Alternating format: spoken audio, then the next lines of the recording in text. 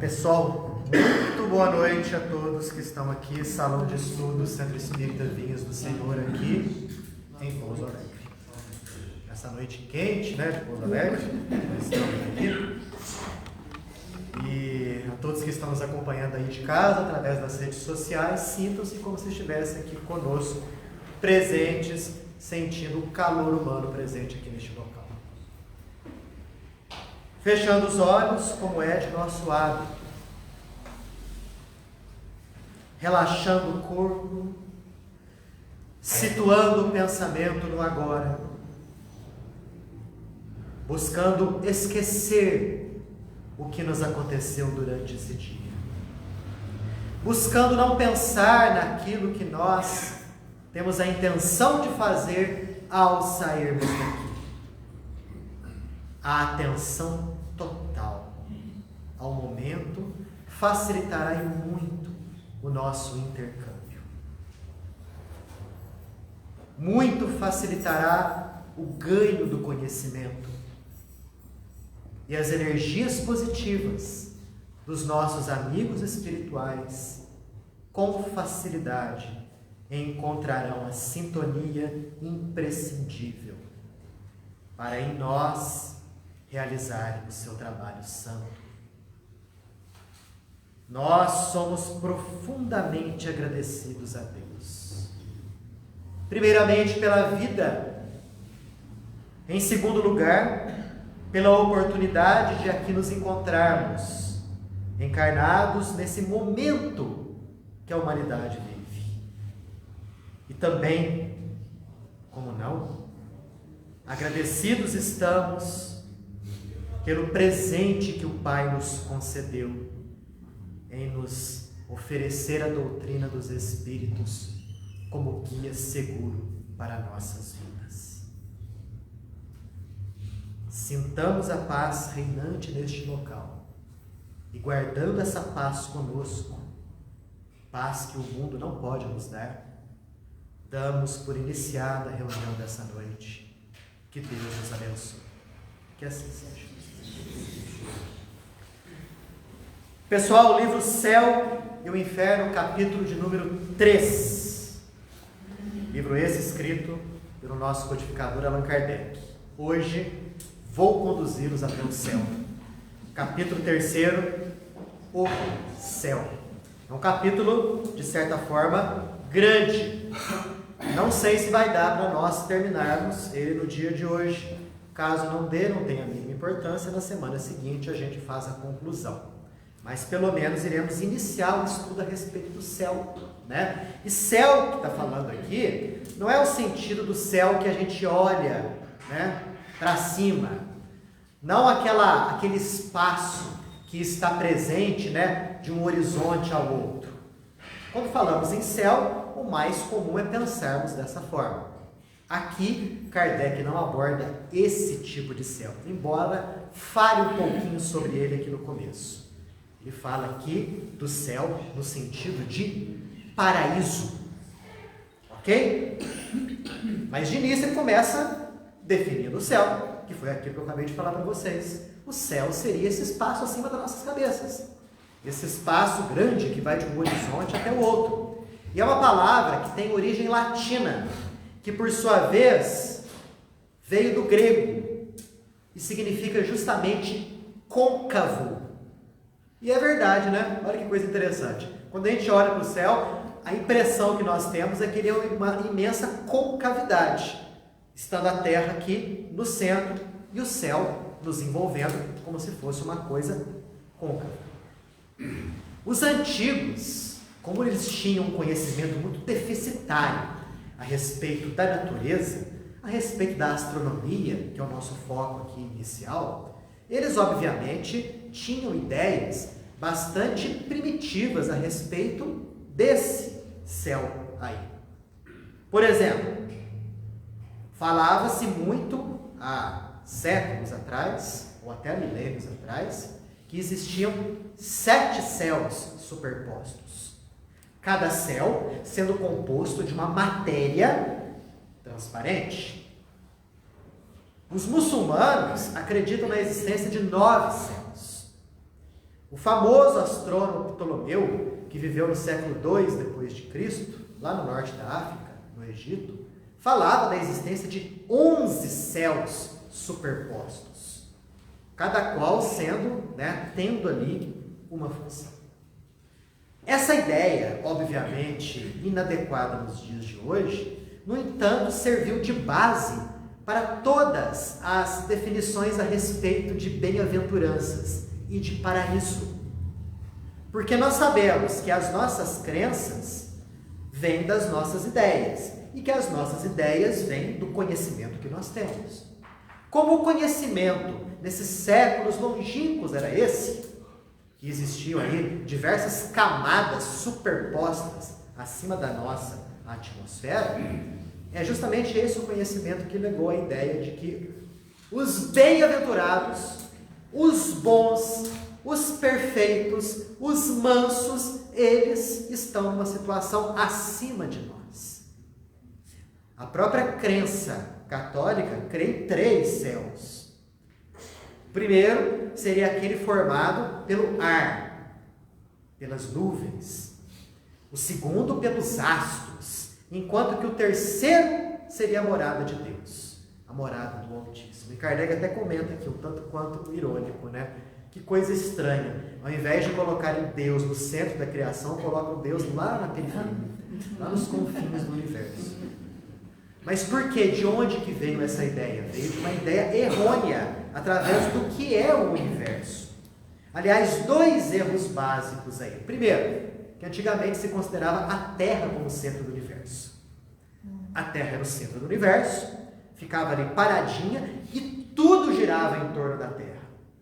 Então, dentro dessas camadas superpostas de céu, cada camada tinha, vamos dizer assim, uma certa função. Uma camada lá, por exemplo, guardaria a Lua.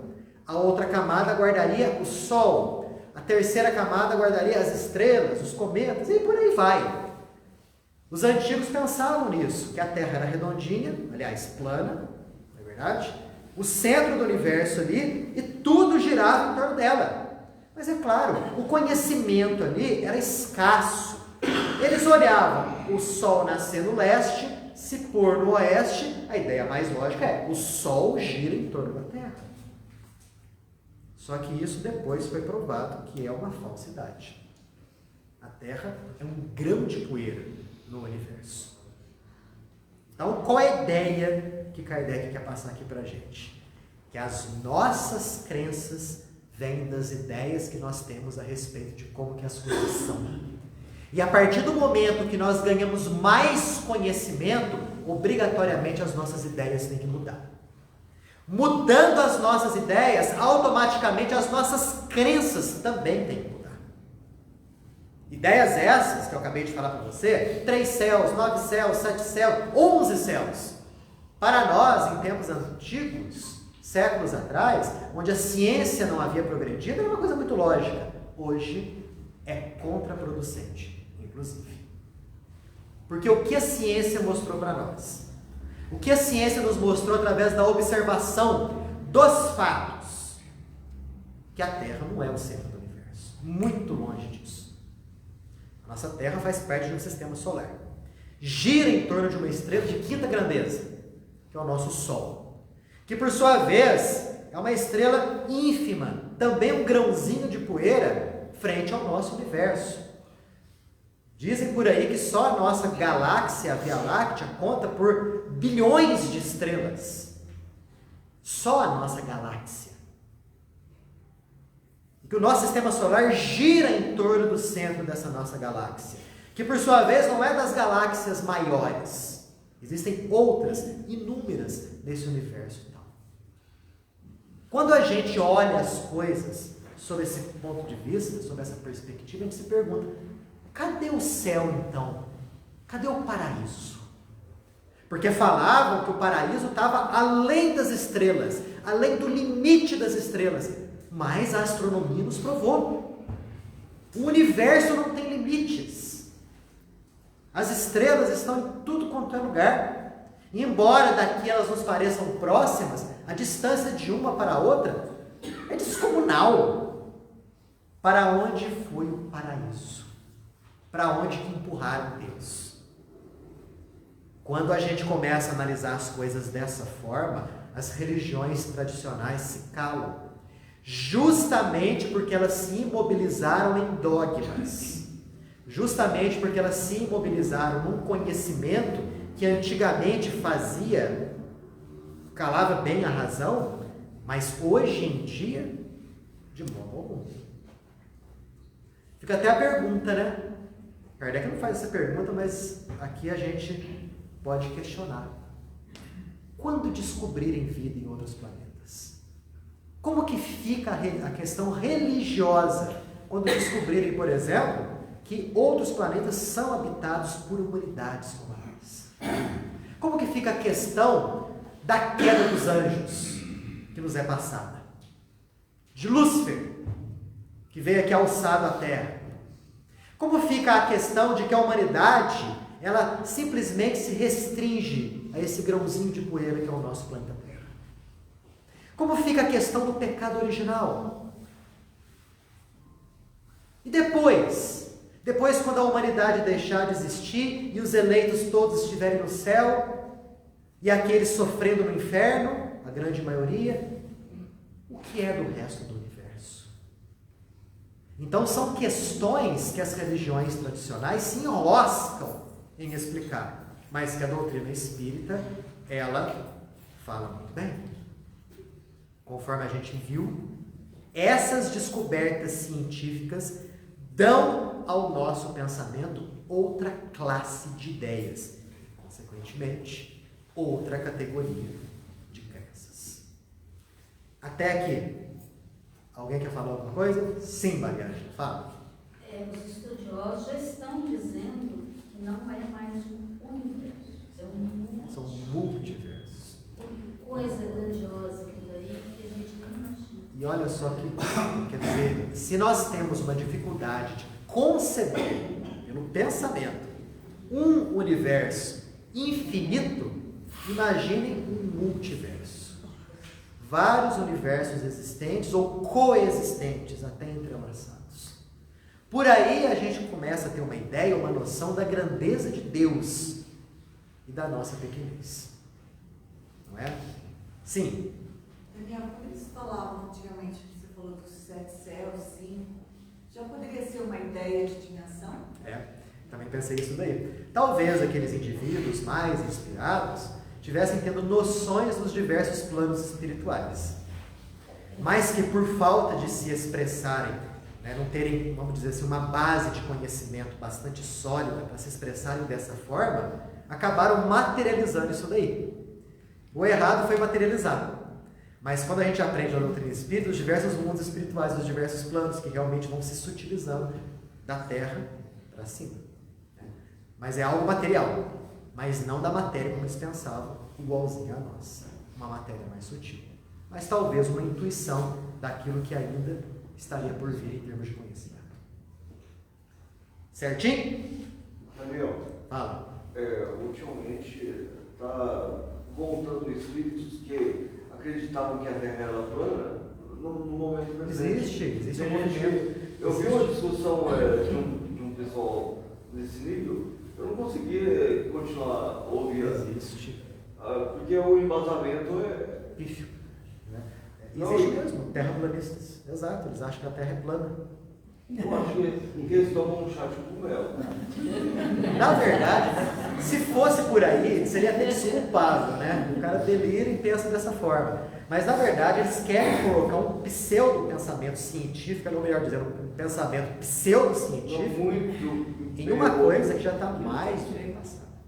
Não, eles, assim... É a maneira de discutir. Eles simplificam o navio andando no horizonte, aí começa a explicar alguma coisa, caiu. Vai diminuindo. Cai no abismo. Quer dizer, não tem lógica. Mas por que coisas como essa surgem? Por que pensamentos como esse surgem? Justamente para poder travar e complicar o progresso e o avanço espiritual aqui do planeta. Percebemos que ideias como essa, parecidas com essa, surgem aos montes. E tem adeptos que vão seguir isso daí. Tudo faz com que o indivíduo fique confuso, fique desfocado daquilo que realmente é importante para ele. Daniel, tem cientista falando que existe mais de 100 sóis. Se existe mais de 100 sóis, existe mais de 100 universos. Será que nesses outros universos eles têm a mesma crença do nosso Deus? Então, esses Isso que eu fico de vez em quando me batendo. na verdade, o número de sóis conta os bilhões. Não, eles falam mais de 100. E mais de 100 universos. Ah, sim, mais de 100 universos. Mais de 100 universos. Será que nesses outros universos, será que eles têm o mesmo Deus nosso? Entra a questão do multiverso. É. Olha, eles podem ter até uma ideia diferente. Aliás, não precisa ir muito longe, não. Não. É só você ver ao longo da humanidade como a ideia de Deus foi mudando ao longo da humanidade. Quer dizer, não é Deus que muda, é a nossa ideia diferente aí.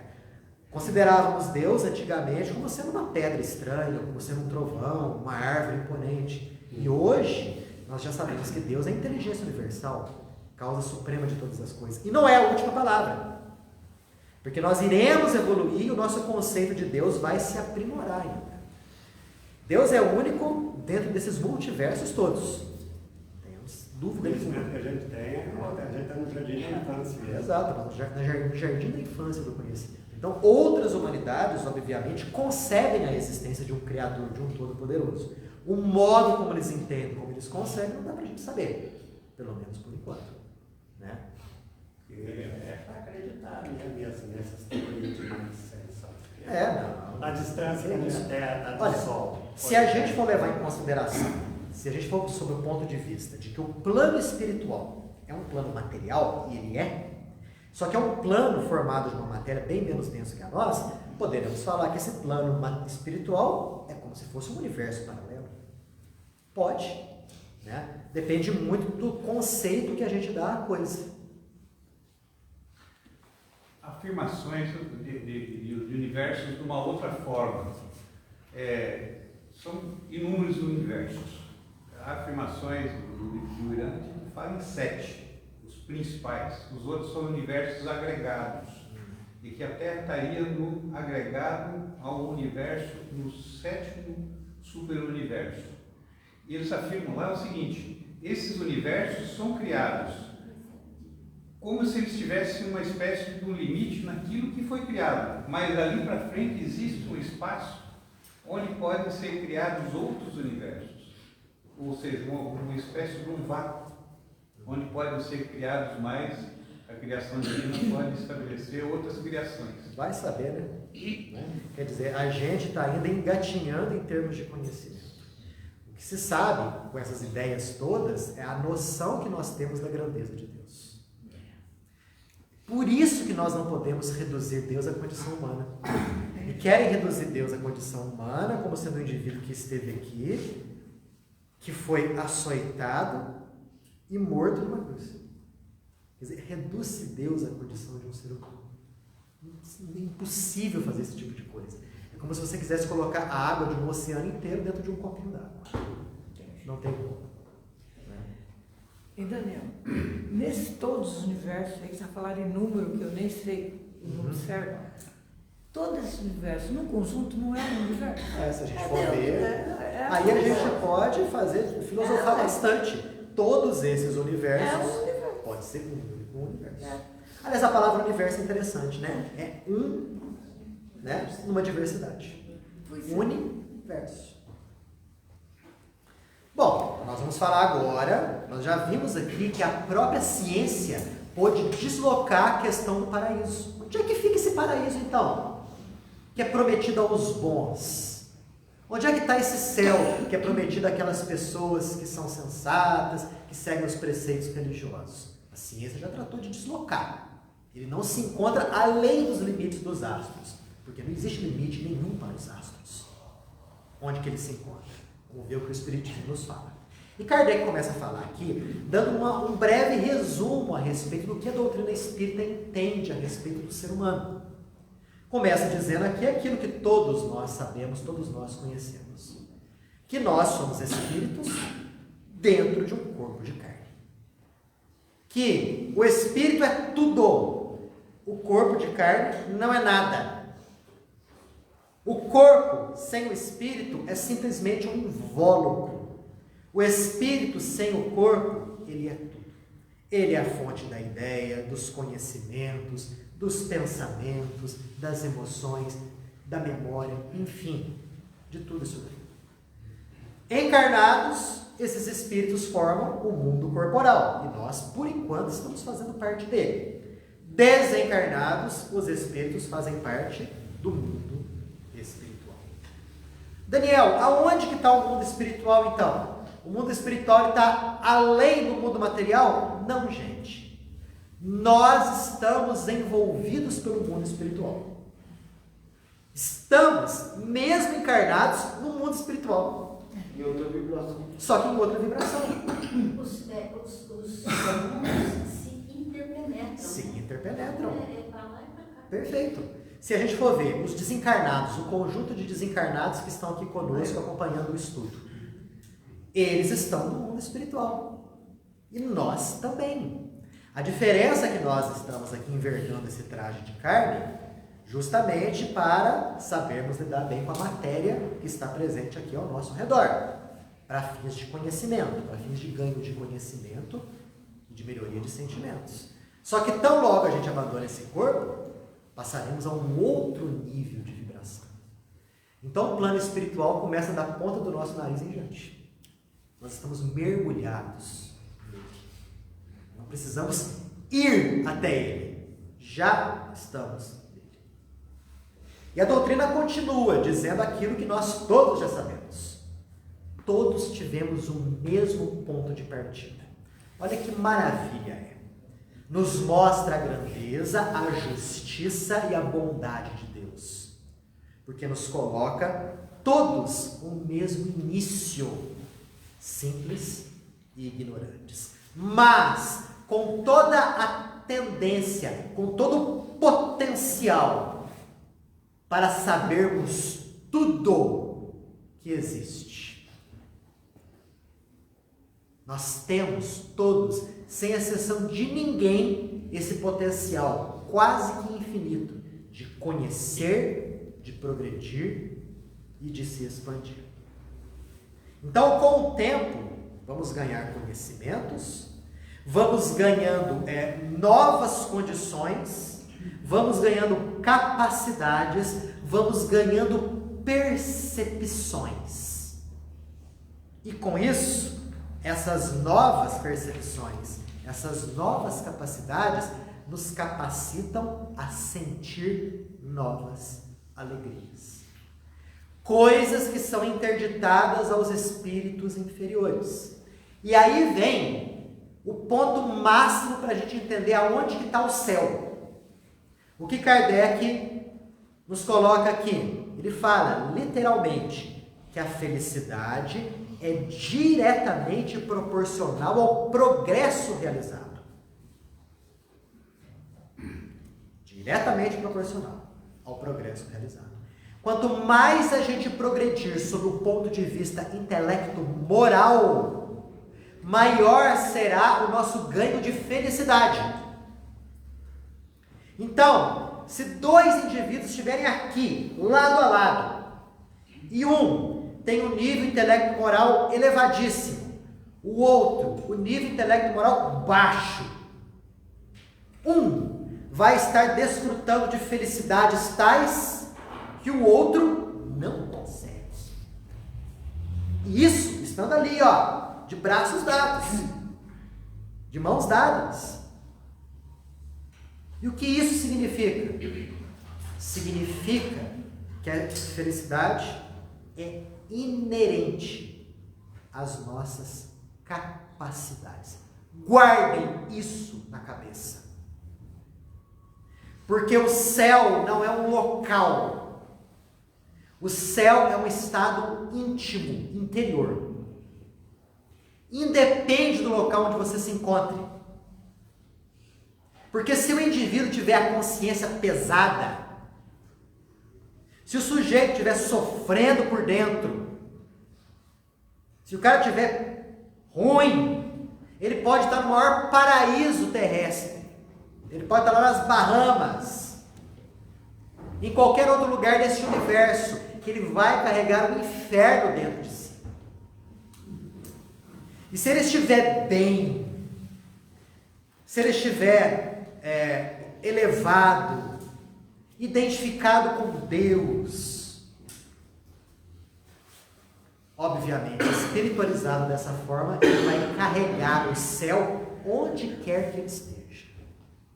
Ele pode estar numa penitenciária, fazendo algum serviço ali. Um ambiente terrível, mas dentro dele haverá equilíbrio, haverá paz. Óbvio que não é o ambiente que o satisfaz. Mas um beija-flor não deixa de ser beija-flor só porque se encontra um sótão. E um morcego não deixa de ser um morcego só porque se encontra em plena luz do dia. O ambiente pode incomodar, mas o estado interior não muda. Nunca. O conceito de doutrina espírita do céu é esse daí. Kardec fez até uma comparação. Imagine duas pessoas. Uma delas é música. Esse indivíduo entende muito de música. Tem um ouvido fantástico. O outro é uma topeira nesse sentido. Sabe nada, não ouve nada. Os dois vão assistir a um concerto. Aquele que muito entende sabe captar a beleza e a harmonia dos acordes. E ele desenvolve um estado de felicidade por causa disso. O outro que pouco sabe ou nada sabe, vai ouvir simplesmente sons que não vão despertar nada nele. Isso daí é um paralelo com relação às nossas qualidades. Quanto mais desenvolvidas forem as nossas qualidades, mais a gente consegue captar a beleza de tudo que existe. E sentimos a felicidade de estarmos ali presentes, inerentes àquele local. Jesus mesmo falava, se teus olhos forem bons, todo o seu corpo será luz. Então, é necessário que o indivíduo seja bom para atingir a felicidade, não é nada externo. E isso daí faz com que muita gente não fique lá muito bem. Porque é muito mais fácil você acreditar que basta você seguir alguns rituais que o teu lugar no céu já está garantido. Não tem importância você continuar com seus vícios, com as suas más tendências, etc, etc, etc. Basta você seguir aquilo que te foi dito em termos de cerimônias e pronto, está garantido o seu lugar no céu. Quantos não se decepcionam após o desencarne? Quantos não esperavam ser recebidos de braços abertos por uma legião de anjos? E quando vê, é um monte de obsessor que o recebe. Então, tudo isso vem de um ensino falho, que talvez tenha feito sentido para nós há algum tempo. Hoje, não faz. Até aqui. Perguntas, comentários, observações? Ô Daniel, uma coisa que eu tenho dúvida, você falou que os espíritos foram criados humildes e ignorantes, mas uma coisa que eu não sei, a doutrina espírita, ela defende que os espíritos, por exemplo, os espíritos de animais são os nossos, a gente foi criado com o espírito animal ou vegetal, sabe? Então, quando fala criado simples e ignorante, é o princípio espiritual mesmo que ainda não se humanizou. Então, é aquele princípio espiritual ali que vai passar por todo esse trajeto que você falou, pelo reino mineral, pelo reino vegetal, pelo reino animal, pelo reino transitório, que é o reino entre o animal e o nominal, e finalmente o reino nominal. E aí faz todo sentido com a teoria da evolução. Todo sentido. Legal. Por aí se vê o quanto que a doutrina espírita está de braços dados com a ciência. Na Gênesis, eu acho que tem uma parte que o Kardec fala que ele estava vendo os estudos de Darwin, estava no começo, meio paralelo. E eu lembro que ele fala assim, que se o que o Darwin estava falando faz todo sentido, ele começa contemporâneo, né? Contemporâneo. Aliás, o Livro dos Espíritos foi lançado em 1857. O livro de Darwin, que fala sobre a evolução das espécies, 2 anos depois, 1859. Quer dizer, o Espiritismo veio antes, né? Mas toda essa ideia esfervilhante já estava lá no contexto da época de Kardec, na década de 1850. Entendi. Mas assim, a questão vegetal sem espírito. Ou tem espírito. existe ali no vegetal um princípio espiritual. Nós não podemos chamar aquilo de espírito, porque não existe nenhuma individualização ali. Ali não existe o livre-arbítrio, como nós temos. Mas é algo que daqui a milhões e milhões de anos vai atingir o reino dos animais. E depois de milhões e milhões de anos ali, atingirá o reino nominal, que é onde nós presentemente nos encontramos. E aí, de braços dados com a ciência. Aliás, Darwin, ele estava meio reticente de lançar essa teoria de evolução das espécies. E existia um naturalista inglês, Alfred Russel Wallace, que era amigo de Darwin, né? E era espírita. E Russell falou o seguinte, ó, se você não lançar isso, eu vou lançar. E depois dessa cutucada aí Darwin lançou. Chamou atenção mesmo. Chamou a atenção dele. Isso Porém, a gente... é corroborado pela teosofia, né? Fala a mesma coisa. Sim, fala da evolução das mônadas. Da evolução das mônadas, que são princípios espirituais. Exato. Por isso, olha só que interessante, né? Quando a gente fala a respeito de cuidar da natureza, de respeitar o meio ambiente e tudo mais, nós estamos falando isso no que diz respeito à nossa casa, que é o nosso planeta, mas a doutrina espírita ganha uma outra profundidade, que é respeitar também o processo evolutivo dos seres que estão estagiando nesses níveis inferiores. E nós já passamos todos por isso. Todos já passamos. Talvez não necessariamente nesse mesmo planeta, mas passamos. Até a fase transitória do reino animal para o reino nominal. Existe uma fase transitória ali que eu já falei para vocês. São os tais elementais. Os elementais. Estão presentes na natureza, né? Kardec fala indiretamente deles lá no livro dos Espíritos, né? Quando ele pergunta a respeito das tempestades, se existem espíritos ali cuidando das tempestades, e a resposta vem em massas inumeráveis, né? Todos eles sendo orientados e dirigidos por um espírito maior. Então tudo aquilo que a gente vê, que hoje se categoriza como sendo conto de fadas, né? Gnomos, fadas, elfos, duendes, que são os diversos nomes que existem aí, através da literatura comum, né, de todas as partes do mundo, na verdade, eles se falam de espíritos elementais, que são aqueles que estão em fase transitória, tá? Entre o reino animal e o reino nominal. André Luiz, no livro Os Mensageiros, ele fala a respeito disso daí. Quando ele no campo, ele olha para uma árvore e vê a seiva subindo na árvore e vê miríades de pequenos seres, né, ajudando aquele processo ali da seiva subir na árvore. E o mentor que estava do lado dele, não me lembro qual o nome do mentor, fala, olha, são os espíritos elementais. E aí ele explica um pouco mais a respeito disso aí. Interessante, né? Eles têm uma energia muito forte. Eles ajudam muito o ser humano. Estão muito envolvidos com a natureza. Tanto que as primeiras encarnações deles no reino humano é justamente entre os silvícolas, os índios, os selvagens. Por isso que eles têm tanto contato e tanta identificação com a natureza. Né? Não existem saltos. Na verdade, tudo se encadeia. Lentamente as coisas vão se transformando. E nós? Para onde nós vamos? Só sei, eles ajudam o ser humano. Para onde que a gente vai? Vai evoluir. Eu nem imagino. Nós vamos evoluir. Qual será a próxima etapa, o próximo estágio do ser humano? Quem sabe? A juventude. A angelitude, sem sombra de dúvida, Nada melhor. Está dentro dos nossos A objetivos. briga para cuidar da natureza. Sem isso, a gente não vive. entendo? Desculpa. Vai lá, vai. Não, à medida que você vai evoluindo, você vai perdendo esse corpo que você tem aqui, sem necessidade. Então você vai virando anjo. Lógico. Então de homem passa a ser anjo. É, claro. Se a gente for ver, como era o corpo dos homens das cavernas? Todo peludo. Milhares de anos atrás. Né? Diz que o homem das cavernas mais antigo que foi encontrado, no primeiro hominídeo, data de mais ou menos 7 milhões e meio de anos atrás. Não dá para você diferenciá-lo de um macaco. Não dá. Né? Naquela época, muito mais próximo do macaco do que de um homem, de um ser humano. E pega aquele corpo lá e compara com o nosso corpo agora. Quantas mudanças? Como ficamos mais bonitos?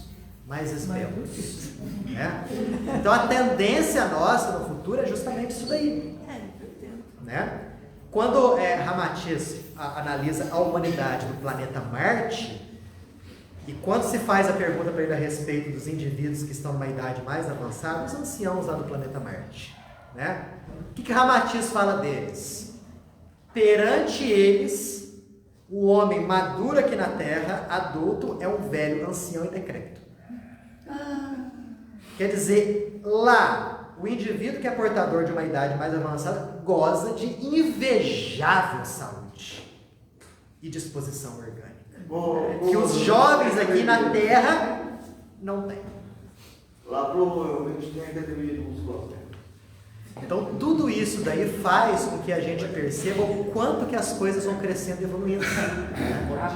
Ó, por isso que a gente, quando olha a situação como está no nosso planeta, guerra aqui, guerra colar, morte, assassinato, tráfico de droga, nossa, que caos que está esse nosso planeta. Gente, transitoriedade. Isso é transitório. Faz parte do processo evolutivo do nosso planeta, que está em transição de um grau 2 para um grau 3. Vai passar. Aguenta firme. Tá? Aguenta as pontas. Não se desespere. Não se endoideça. Tá?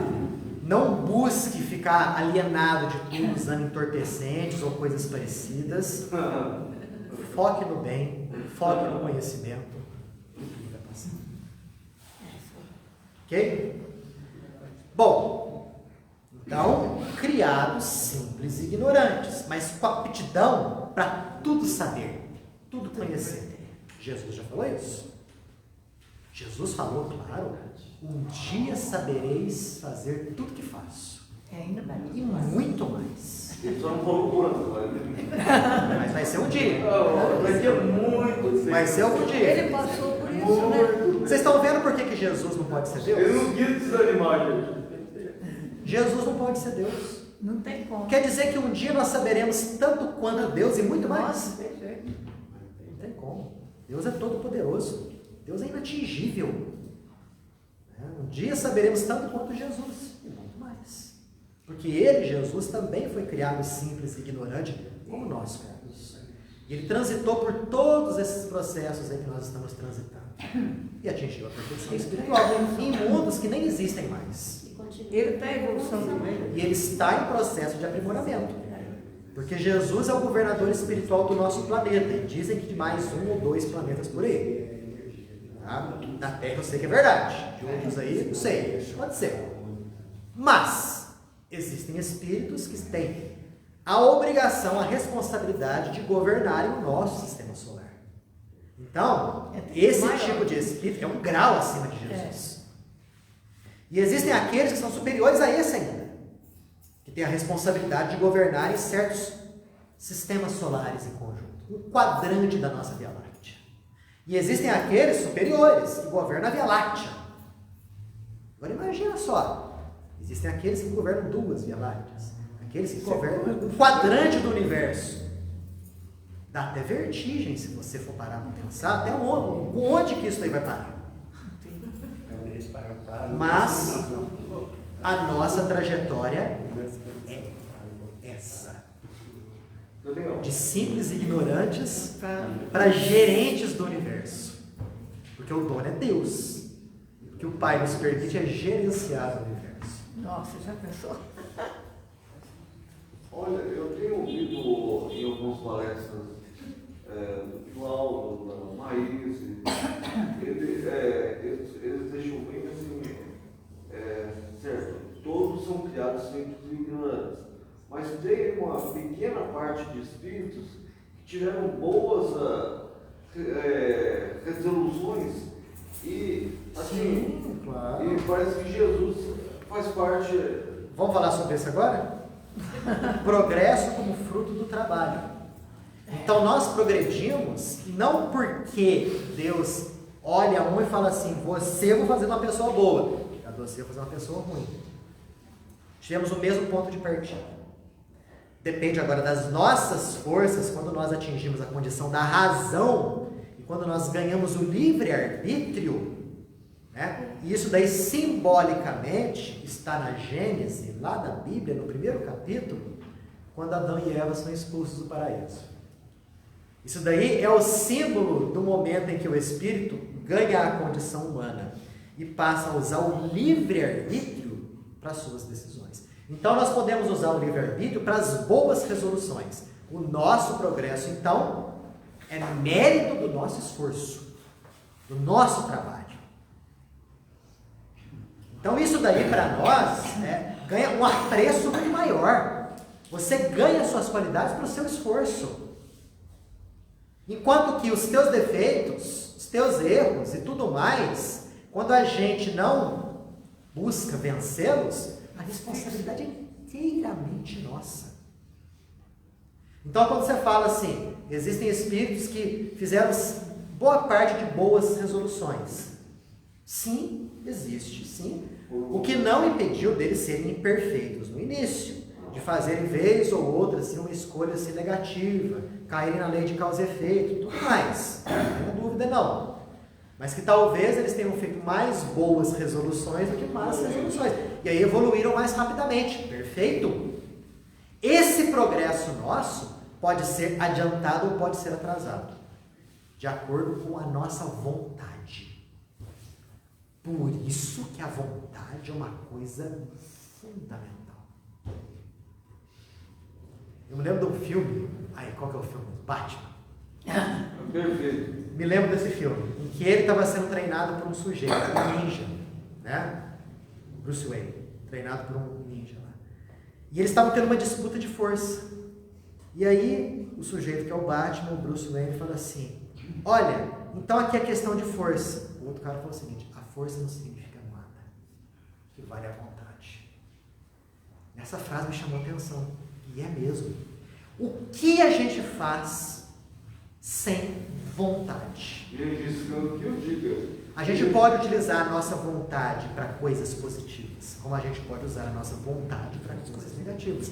Então nós podemos usar a nossa vontade para permanecer durante um tempo indefinido nos níveis mais rasteiros de evolução. Como nós podemos usá-la da seguinte maneira, agora eu não aceito mais ser tão ruim assim. Quero melhorar, quero progredir, vou batalhar. E aí você cresce e evolui. Então, tudo depende da nossa capacidade de escolha, do nosso querer, da nossa vontade. A felicidade se conquista dessa forma.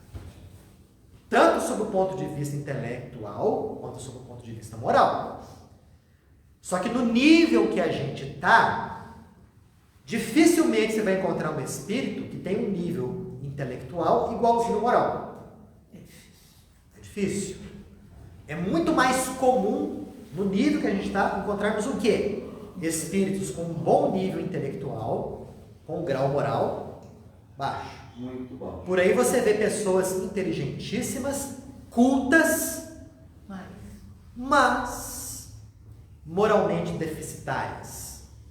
Culta, mas ignorante. Quando você vê também indivíduos boníssimos, dono de um coração enorme, só que intelectualmente falando, frágeis. E é normal isso. Porque vai chegar um momento no nosso nível evolutivo em que nós iremos balancear as duas coisas e iremos avançar, né, para a perfeição. Iguaizinhos, sob o ponto de vista intelecto, moral. E por isso a gente reencarna. A reencarnação está justamente nisso daí. Nossa, Daniel, qual que é a função da reencarnação? É o sofrimento. Pelo amor de Deus. Isso é um erro muito comum no meio espírita. Muito. Eu acho que a gente traz isso como um atavismo do passado. Né? Um atavismo. Aquela coisa de, eu tenho que sofrer. Gente, pelo amor de Deus. O sofrimento, a dor, faz parte do nosso processo de aprendizado. Não tenha dúvida. Ainda mais no nível que nós estamos. Mas ninguém reencarna para sofrer. Reencarnamos para desenvolver, evoluir, progredir, crescer. É claro que ali, nesse progresso, você encontra dificuldades, desafios, lutas, inibições. Mas isso é um contexto do seu crescimento. Se você acha que você reencarnou para pagar erros do passado, deleta isso da tua cabeça. Você reencarnou para progredir. Ah, mas eu sofro. Você sofre porque vem um resgate. São as consequências de coisas que aconteceram antes. Ou pode ser um preparo para coisas que vão acontecer depois. Porém, reencarnamos para a felicidade. Isso muda muita coisa? Muda muito. Porque se você ficar a tua vida inteira pensando, reencarnei para sofrer, reencarnei para pagar karma, reencarnei, a tua vida vai ser difícil. Porque você vai criar uma nuvenzinha cinza te rodeando o tempo inteiro. Você vai ter aquele sujeito que todo mundo vai olhar para tua cara e falar assim, nossa, aquela sofre demais. A cara dele. A vida dele deve ser um inferno, né? Anda até, né? Ao passo que você vê pessoas que passam realmente por situações muito difíceis, mas com alegria, com felicidade, com galhardia. Porque aceitam. Não é? Então a função nossa aqui é ganhar o conhecimento que liberta. E libertando, nós vamos nos libertar de muitos erros, de muitas coisas negativas. Por hora precisamos reencarnar em corpos grosseiros, tá? Tá bom? Mas é só por hora. Por que, Daniel, precisamos reencarnar em corpos grosseiros? Porque a gente precisa crescer sob o ponto de vista intelecto-moral. Concordam comigo? Sim. Concordam? Sim. Ó, sob o ponto de vista intelectual, como que a gente progride? Através do trabalho. Através das dificuldades. Né? Quando você se defronta com algum problema, com alguma dificuldade, você tem que começar a pensar um jeito de superar aquilo. Você desenvolve o seu intelecto. Ou você tem um trabalho, um ofício, você está ali estimulando a sua inteligência. Então, precisamos do contato com a matéria para o desenvolvimento da inteligência, pelo menos nos estágios iniciais, tá? Mas também precisamos do contato com as pessoas. É o crescimento moral. O seu Gilberto falou alguma coisa agora há pouco ali a respeito disso. Será que tem algum mérito o indivíduo de repente se isolar lá no alto de uma montanha, se embrenhar numa floresta,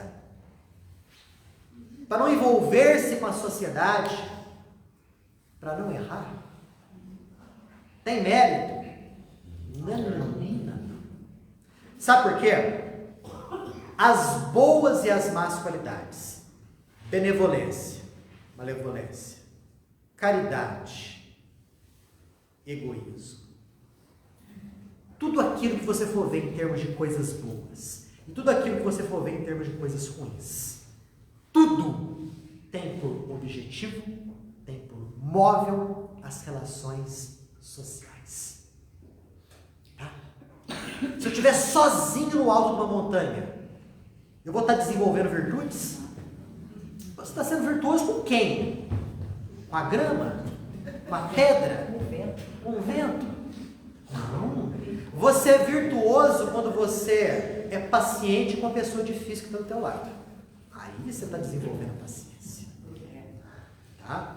Você é virtuoso quando você esquece de si próprio e você dá um pouco daquilo que é seu para aquele que tem menos que você. Dá para fazer caridade estando sozinho? Que jeito? Ah, mas pelo menos eu não estou errando. Mas peraí, você não está tendo motivo para errar. Você realmente só vai testar virtudes quando você está em contato com as... Vamos ver quem prestou atenção. Com as... Não. O que o seu Gilberto falou agora há pouco ali? Com as tentações. É justamente em contato com as tentações que nós vamos testar a nossa resistência e a nossa resiliência. Então não adianta você se embrenhar numa floresta escura e ficar 30 anos lá, e você não está progredindo espiritualmente. Não adianta você se enfurnar numa caverna, você não está tendo contato pessoal, você não vai estar sendo testado. Nós estamos aqui justamente para convivermos em sociedade. Ah, mas lá no mundo espiritual, como é que funciona? Nós progredimos no mundo espiritual? Aham, claro que progredimos. Lá, inclusive, a gente recolhe os frutos do progresso feito aqui na Terra. No mundo espiritual, sabe o que acontece? Nós travamos contato com conhecimentos que a gente não pode obter aqui. Certo? E lá, as nossas ideias mudam. Então começamos a tomar boas resoluções no mundo espiritual. Mas a prova de fogo é aqui. Vocês sabem, ou lembram, lá na Bíblia, quando falam a respeito do batismo de fogo? Lembram do batismo da água e do batismo de fogo? O batismo da água, você sabe o que é? Sabe o que é? É a reencarnação. Porque a água é símbolo do corpo físico. 70% do nosso corpo é água. Batismo de fogo. O fogo sempre foi usado para purificar metais. Então o fogo aqui, o batismo de fogo, é a nossa vivência aqui na Terra.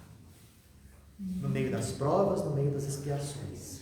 Em que nós vamos aos poucos nos purificando através do fogo dos relacionamentos interpessoais.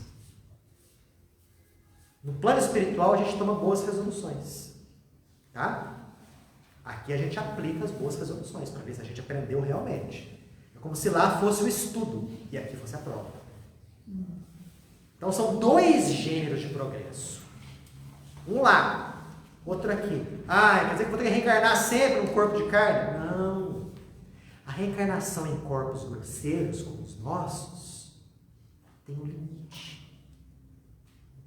Quando você vencer esses limites, ou seja, quando você aprender tudo aquilo que você aprendeu, você não tem necessidade mais de reencarnar em corpos grosseiros.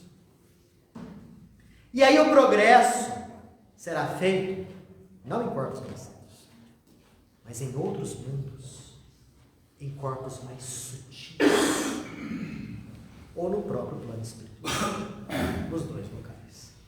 Só que desses outros mundos, nós vamos falar só na semana que vem. Ok? Mas eu acho que já deu para a gente perceber que o Espiritismo não localiza o céu. Perceberam isso? Não existe um cantinho lá chamado céu? Não existe. Cada qual cria o seu céu, que está de acordo com o nível evolutivo de cada um. E à medida que nós formos crescendo sob o ponto de vista intelecto-moral, o seu céu se amplia e se sutiliza mais. Certinho? Semana que vem a gente continua. A gente agradece a Deus a oportunidade desse conhecimento que liberta. E pedimos que nos fortaleça a vontade de crescermos e de nos iluminarmos. Que tenhamos uma noite que realmente reconforte o nosso corpo, pacifique a nossa mente, que ao sairmos do nosso casulo de carne durante o sono, possamos nos situar no plano espiritual em missões de aprendizado e de auxílio, para que cresçamos, não somente dentro, mas fora da carne. Muita paz, muita luz a todos. Que assim seja.